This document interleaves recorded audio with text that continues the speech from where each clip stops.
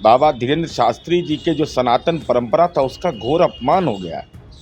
अपमान इस रूप में कि भारतीय जनता पार्टी के शीर्षस्थ नेता बगैर कंठी माला के, वो सनातन धर्म का जगह है, प्याज लहसुन तक वर्जित है, और वैसे लोग उनकी आरती उतार रहे थे जो लोग मीट मछली, इसके साथ साथ प्याज लहसुन से लेकर के सब चीज का सेवन करते हैं। कम से कम अखंड भारत वाले हैं, बीजेपी का लोग ऐसे नहीं है, कड़ा चीज है ये अखंड भारत बोलता है, पहले वोट के लिए पाकिस्तान का नाम लेता है। यह है पाखंडी हिंदू सबसे बड़े सनातनी नरेंद्र मोदी जी।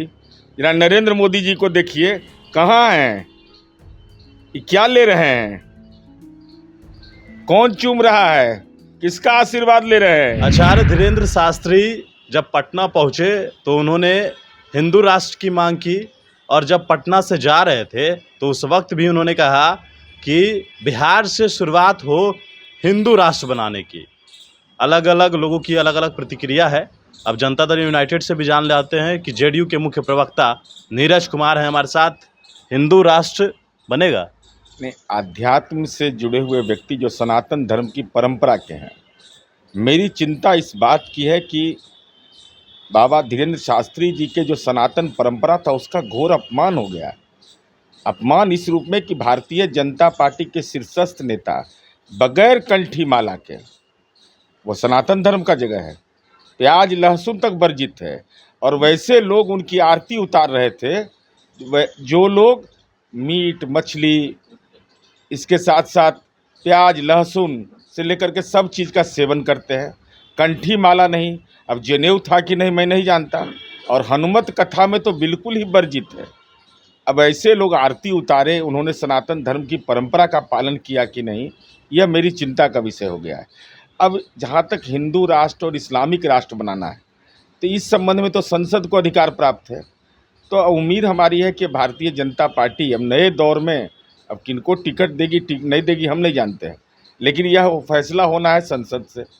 संसद संविधान से चलता है, और संविधान में हिंदू राष्ट्र की बात नहीं की गई है, इस्लामिक राष्ट्र की बात नहीं की है, और धर्म के आधार पर राष्ट्र को देखना है तो नज़ीर साफ है, एकदम साफ साफ दिखाई पड़ता है पाकिस्तान की दुर्दशा और श्रीलंका की दुर्दशा। अब बेचारा ये तो नेपाल तो करा ही रहा है। तो धर्म के नाम पर राष्ट्र बनाना, उसके जो दुष्परिणाम होते हैं वो कम से कम अखंड भारत वाले हैं, बीजेपी का लोग ऐसे नहीं है, कड़ा चीज है ये अखंड भारत बोलता है, पहले वोट के लिए पाकिस्तान का नाम लेता है। आप लोग पर तो आरोप है कि आप लोग जालीदार टोपी लगाते हैं। और रविशंकर प्रसाद जी क्या टोपी पहने हुए थे? रविशंकर प्रसाद जी कौन टोपी पहने हुए थे? और ये में सुशील मोदी कौन टोपी पहने हुए थे? जरा बताएं, ये लोग को बताना चाहिए ना, ये कौन टोपी पहने हुए थे। ये कौन है?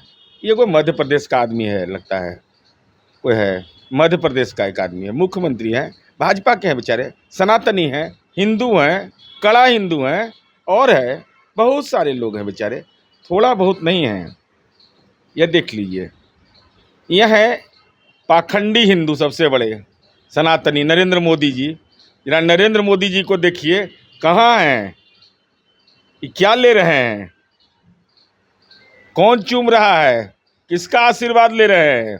अब चलिए, अभी एक नहीं, अभी तो हमाम में इतने नंगे हैं ये लोग। अब जरा इनका सुनिए प्रवचन, ये कितने बड़े फर्जी लोग हैं। मैं इस्लाम एक विचारधारा के खिलाफ नहीं। You are not against Islam? Not at all.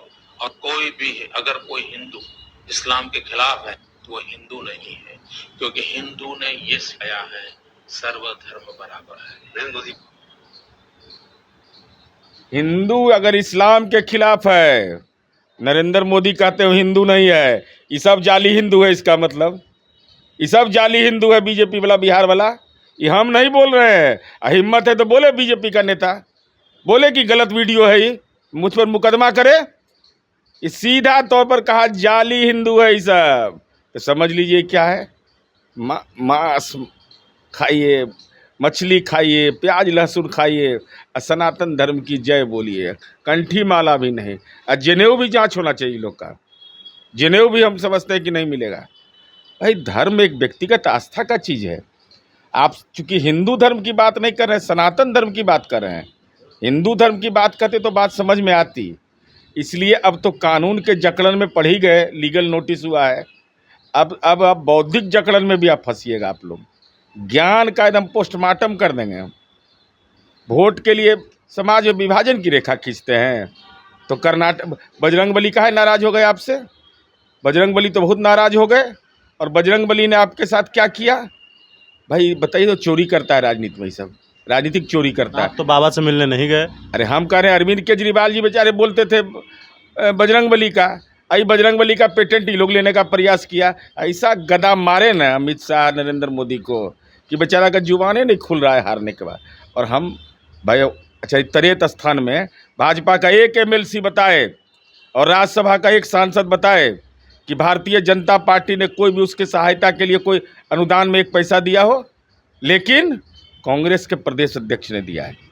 ये जान जाइए, ये कितना फर्जी हिंदू है, सब पाखंडी सनातनी है। सनातन धर्म का नाम लेता है। तरेत मठ जो है राम सुमेरन दास जी ने उसको सजाया और संवारा, उसके लिए विधायक पद से 1 रुपया नहीं देते हैं। अब कहेंगे हम तो हिंदू हैं, सनातनी है। कौन बात के सनातनी? चमड़ा का जूता पहनवे करते हो, बेल्ट पहनते ही हो, धोती पहनते नहीं हो, और सिखा तो सोटा जैसा बांधते नहीं हो, तो कैसे होगा? कैसे होगा? और हम तो कहेंगे देखिए कंपटीशन बीजेपी में बहुत टफ चल रहा है, अभी बहुत कड़ा कंपटीशन है। किसका बात का कंपटीशन?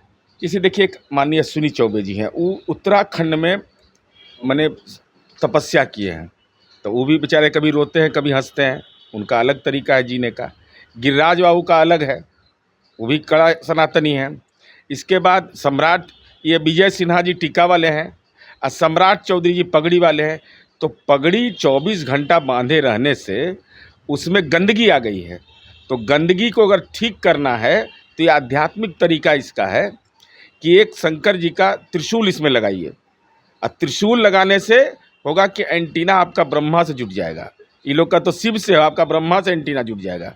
एकदम कड़ा लगाइए इसमें त्रिशूल, 24 घंटा बांधे रखिए उसको। आप बांधे रखते ही हैं, कोई सुविधा नहीं, सोना का चांदी का जिसका मर्जी करे वो लगा लीजिए।